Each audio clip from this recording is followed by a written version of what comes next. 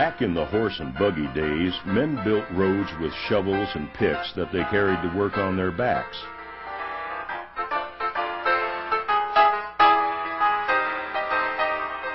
I don't need to tell you that those days are long gone. Today, road construction uses some of the largest machines ever built, and every single one of them has to be transported to the work site. Graders, end loaders, excavators, dozers, scrapers, they all require special transportation and handling. And if it's your job to get them on site safely, you need to take some extra precautions.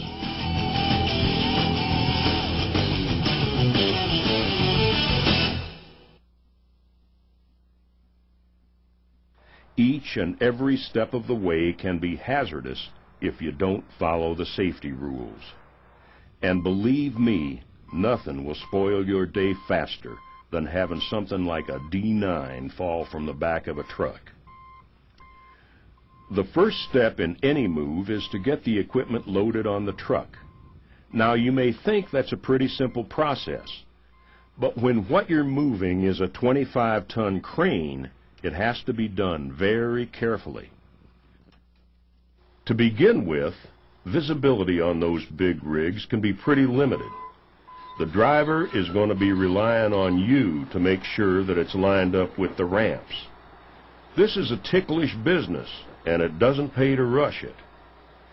If you get it wrong and the machine starts to slip, well, you better be clear of the area because you're not going to stop it. As a big piece of gear starts up the ramp, its center of gravity is going to shift. This is probably the most dangerous part of the process.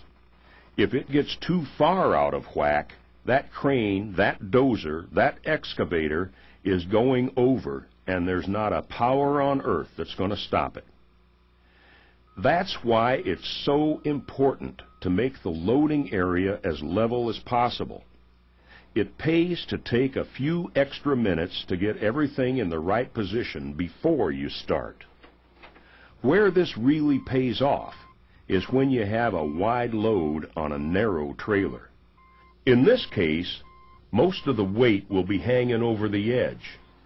It doesn't take much of a mistake to bring the whole thing crashing down. Of course, once you get the equipment on the truck, you have to make sure it'll stay there. Many states have rules about how equipment has to be secured for travel on public highways. These chain laws are written to protect everyone in the transporting process, workers, drivers, and the general public. But they should be looked at as minimum requirements. If your company has stricter rules, follow them. You really have two things to look out for when you're tying down. First of all, the load needs to be secure. Make sure those chains and straps are pulled tight. There's nothing scarier for a driver than to be going down the road and feel the load start to bounce around. But you also need to be sure that you don't damage the equipment. Stick a tie down through the wrong hole, and not only are you risking an accident, but the boss isn't going to be real happy if you tear up an expensive piece of gear. Once the load starts down the highway, a whole new set of potential problems comes into play. A load that's too high, too heavy, or too wide is an accident waiting to happen. Of course, one of the first steps in planning a move is to lay out the route. Look for possible hazards. Before you can set off down the highway, you need a permit. And before one can be issued, somebody has to check the route and make sure that the equipment can get safely to its destination. You don't want to find an overpass that's an inch shorter than the height of your load. The easy way is to measure it. The hard way is, well, kind of messy. And it isn't just low overheads you have to watch out for. Roads that are too narrow for your rig can cause all sorts of problems too. And you don't even want to think about what would happen if you try to take a 50-ton load over a 10-ton bridge. You'll be given a safe route. Stick to it. Learn where the height and weight restrictions are, so you can be especially alert in those areas. And don't try to save a little time by taking back roads and shortcuts. The risk is too great, and you don't want to have to answer the kinds of questions they'll be asking if you do have an accident. And just because you're the biggest thing on the road, don't think you're safe from other motorists. People will always take chances, sometimes without even thinking. You need to make sure that other drivers know that they need to be especially careful around you. That means you need proper signs on your rig, and maybe escort vehicles. If you do have an escort, don't follow too closely.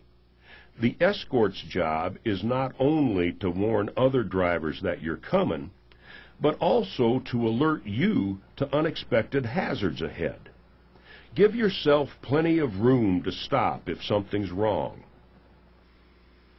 Unloading can be just as tricky as loading. In fact, it can be even more hazardous. First, you need a level sight. You don't want your rig tipping over sideways. Take a few extra minutes to check things out. In the long run, it'll save you time. It might even save your life. Now, I'm sure that somebody, somewhere, has tried to drive off a trailer before all the tie-downs were released, but that's not generally a good idea. Make sure that the load is free before you try to move it. And be careful when you take off the chains and straps. They can be under a lot of pressure, and it's real easy for one to spring up and give you quite a wallop. In many ways, the spotter is the most important person during the unloading process. It's the spotter's job to make sure the load is lined up square with the ramps. That means getting close to the rig and checking things real carefully. But remember, when you're that close, the driver may not be able to see you. So keep as far back as you can and still do your job. And to be even more visible, wear a safety vest. If you're the driver, don't move until you're sure that your spotter is safely out of the way. Make sure you both understand the signals. Then follow them.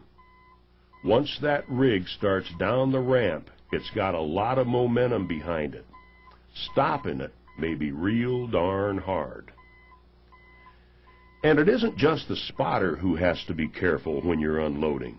Everyone on the job site needs to be on their toes.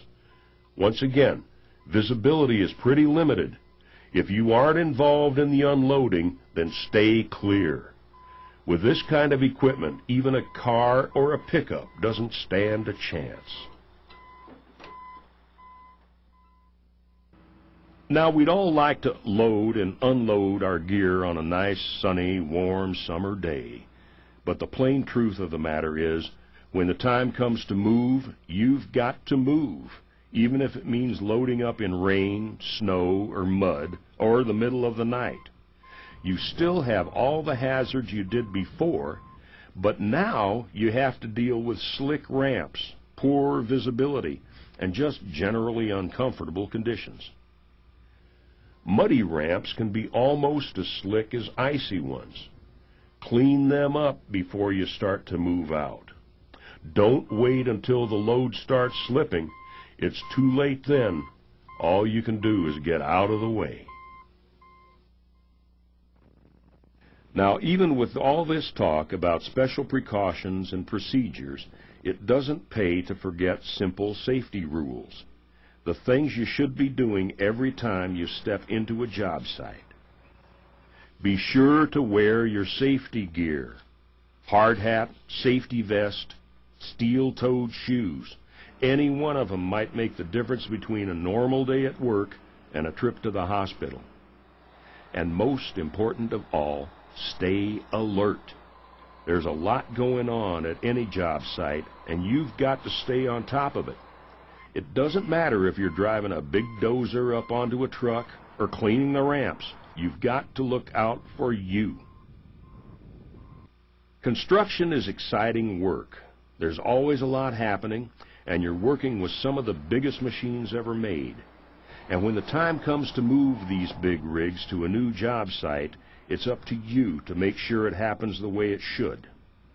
There's rules and laws about everything, but they don't do a bit of good if you don't follow them. They say that safety on the job is everyone's business, and that means it's your business. Not some of the time, not most of the time, but all the time. Remember, safety on the job also means getting to the job safely.